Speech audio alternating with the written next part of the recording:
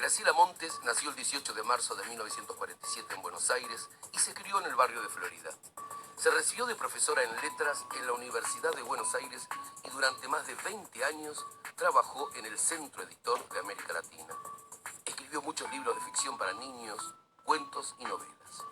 Algunos fueron traducidos al italiano, al portugués y al alemán, uno al catalán y uno al griego, y varios recibieron premios importantes. Siempre que puede, contribuye en la formación de grupos y redes solidarias alrededor de la literatura para niños y jóvenes. Aprendí a leer muy chica, sola, no sé, a los 4 años ya leía, y una familia como era antes. Yo soy del año 47, en ese tiempo mis padres, como muchos otros padres, tenían una enorme fe en la lectura. Ellos también leían y creían en la educación. Es decir, todo lo que se gastaba en libros, en educación. Nosotros vivíamos en una casa alquilada, pero no teníamos casa propia, pero biblioteca teníamos, y era muy importante eso, muy, muy valioso.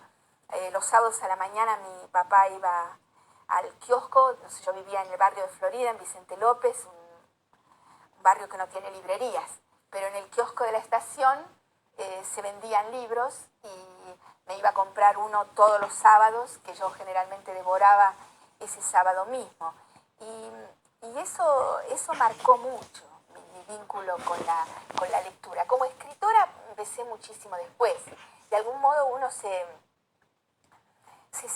nutre, se satura, se llena de lectura, y en algún momento hay que ponerse a escribir. No hay más remedio. Es de tanto leer que después hay que empezar a escribir.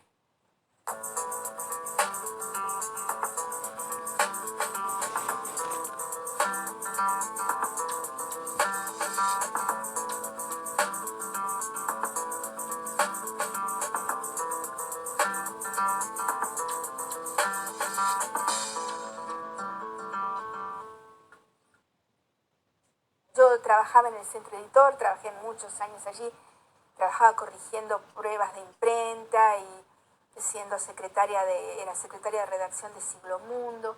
Y bueno, en ese momento empezó a salir esta colección de libros para niños que se llamaba Los Cuentos del Chiribitil.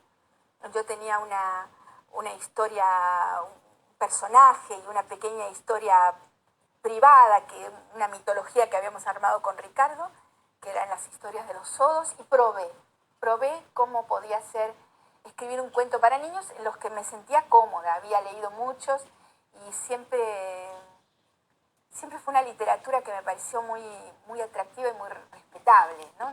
Nunca me pareció una literatura menor, me interesaba.